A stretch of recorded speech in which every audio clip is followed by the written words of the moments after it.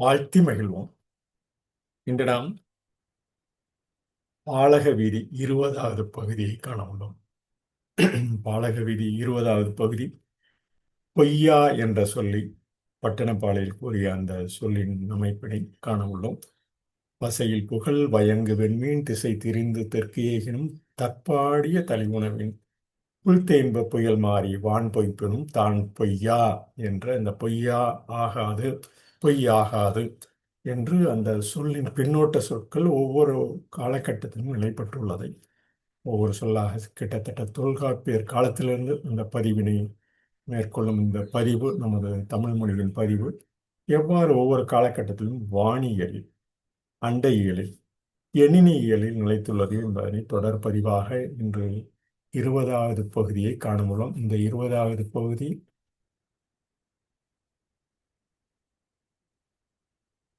நமக்கு ஒரு நிலைப்பாட்டினை சொல்லின் நிலைப்பாட்டினை இயல்பான நிலையின் நிலைப்பாட்டினை நமக்கு புரிதல் வேண்டி இந்த காலகட்டத்தில் தங்களிடம் பகிர்ந்து கொள்கிறோம்.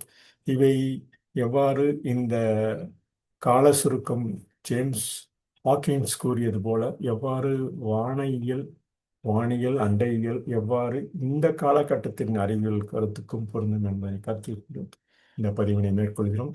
இவை தொடர் பதிவாக தங்களிடம் மேற்கொள்வது இது ஒரு நமக்கு எடுத்துக்காட்டாக இருக்க வேண்டும் என்ற கருத்தாக்கத்தில் அண்டையில் அண்டுமிடம் கண்டவை கொண்டவை அண்டுமொவை மண்டலமொவை இவை ஒவ்வொரு காலகட்டத்திலும் இந்த அண்டையில் ஒவ்வொரு பகுதியாக ஒரு சிறு துளி பகுதியாக அந்த அண்டையியலிலும் பேரண்ட அதிர்விலும் தோன்றியுள்ளதை நாம் அறியலாம்.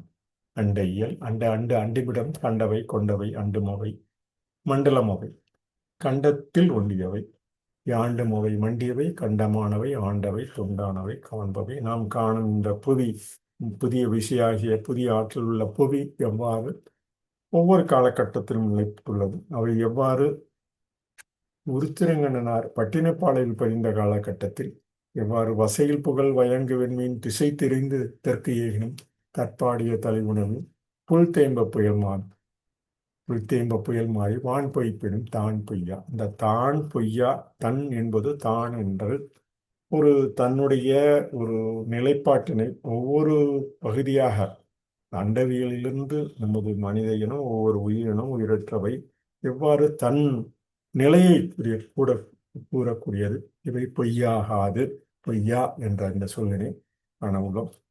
வசையில் என்று இந்த சொல்லக்கூடிய நாம் ஏற்கனவே பயந்தது போல கரந்துரை சொல்லாக வட்ட செய்கை எவ்வாறு அந்த அண்டுமிடத்தில் கூடி வசையில் புகழ் வயங்கு வெண்மீன் அவை திசை திரிந்து திறனான செய்கை பெற்று திசை திரிந்து தெற்கியும் தற்பாடிய தலை உணவின் ஒவ்வொரு பகுதியும் இந்த அண்டையிலிருந்து பேரண்டத்திலிருந்து நமது உயிரின நிலைப்பாட்டிலிருந்து நமது உயிரின புரிதலிலிருந்து அவை பொய்யாகாது என்ற அந்த கருத்தாக்கத்திலும் இன்று மழை பொய்ப்பனும் தான் வான் பொய்ப்பனும் தான் பொய்யா என்ற அந்த மலைத்தலைய கடல் காவேரி என்று ஒவ்வொரு சொல்லாக நாம் பகிர்ந்து கொள்ளக்கூடிய இந்த புனல் பறந்து பொன் கொளிக்கும் விளைவு அராவியன் கிளனி பொய்யா என்ற சொல்லை எவ்வாறு பிரிக்கலாம் என்று காண்போம். இது இவை பொய் இது என்று அந்த பொய் என்று அந்த அடிப்படை சொல் இந்த துணைக்கோள் பொய் யா என்று எவ்வாறு பிரித்து கூறக்கூடியது. ஒரு யா என்ற சொல் யாது ஆகாது யாது பொய் யாது எவை பொய் எவை பொய்யர் உண்மை என்பதனை பிரித்து கூறக்கூடிய ஒரு சொல். இவை பொய்யா விழுமம் என பல்வேறு அறிஞர்கள் பல காலகட்டத்திலும் அந்த சொல்லாக்கத்தினை நிலைப்படுத்தியுள்ளனர். இந்த ஆ என்ற சொல் இப்போ யா என்ற எழுத்தில் யா என்று அந்த பொய் யா அந்த அந்த சொல்லின் அமைப்பினை உடன்போடு மெய்யோடு பண்பின் உறுதியை உண்மையை மிகப்படுத்தி காட்டவே பொய்யா என்ற சொல் பயன்படுத்தப்படுகிறது. இந்த இலக்கியங்களில் இயற்கை மற்றும் அறநெறிகளை போற்ற இந்த சொல் பயன்படுத்தப்படுகிறது. இயற்கை அறநெறிகளை போற்றுவதற்காக இந்த சொல் பயன்படுத்தப்படுகிறது. இவை பொய்யா வானம் என்று பருவம் தவறாமல் மழை பெய்யும் வானம் என்று பொய்யும் வானம் பொய்யா வானம் பருவம் தவறி மழை பெய்யும் நிலை உள்ளது. அவை பொய்யா, வானம் என்றும் பொய்க்காது, வானிலை பொய்க்காது என்ற அந்த பொய்யா என்ற சொல், பொய் பேசாத நாக்கு, உண்மை பேசும் பண்பு, இவற்றை பொய்யா என்று நாம் கூறுவோம். இவை நமக்கு ஒரு உறுதுணையாக இருக்க வேண்டும் என்பதற்காக இந்த சொல்லினை நாம் பகிர்ந்து கொள்கிறோம். இவை தமிழ் இலக்கிய வரலாற்று ஆய்வுகளில் பலர் எழுதியுள்ளனர். அவ்வாறு எழுதியவர்கள் கா. சுப்பிரமணியம் என்பவர் இந்த பொய்யா இலக்கிய வரலாறு என்ற நூலினை பயின்றுள்ளார்.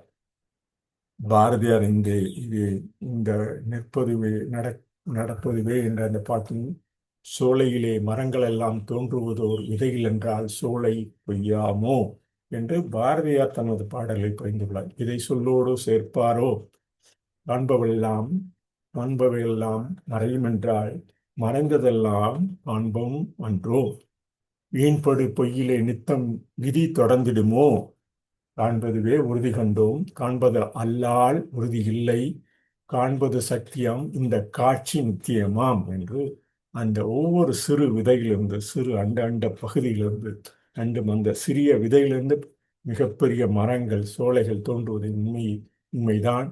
இந்த உலகம் பொய்யா ஆகாது என கூறி இந்த பொய்யா என்ற சொல்லினை தங்களிடம் பாலக விதி, இந்த பாட்டிற்கும் இலட்சிய கருத்துக்கும் வீட்டிற்கும் திறவுகோலாக இந்த பாலக விதி பேரண்ட பொருண்மையிலிருந்து எவ்வாறு பேரண்டப்புமே நமது கால சுருக்கத்தின் ஒரு சிறு கண்ணாடி என்பதை நாம் இந்த காலகட்டத்தில் அறிவியல் மூலமாக உணர்ந்து கொள்ள வேண்டும்.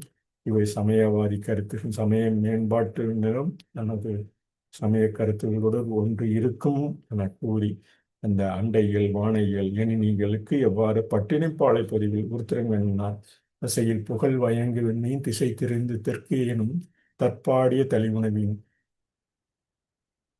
புல் தேம்ப புயல் மாறி வான் பொய்ப்பின் தான் பொய்யா மலைத்தலைய கடல் காவேரி என்று இந்த பொய்யா என்ற சொல்லினை பிரித்து இன்று நாம் தனியிடம் பயணிகளில் மிக்க மகிழ்ச்சி அடைகிறேன். நன்றி, வணக்கம்.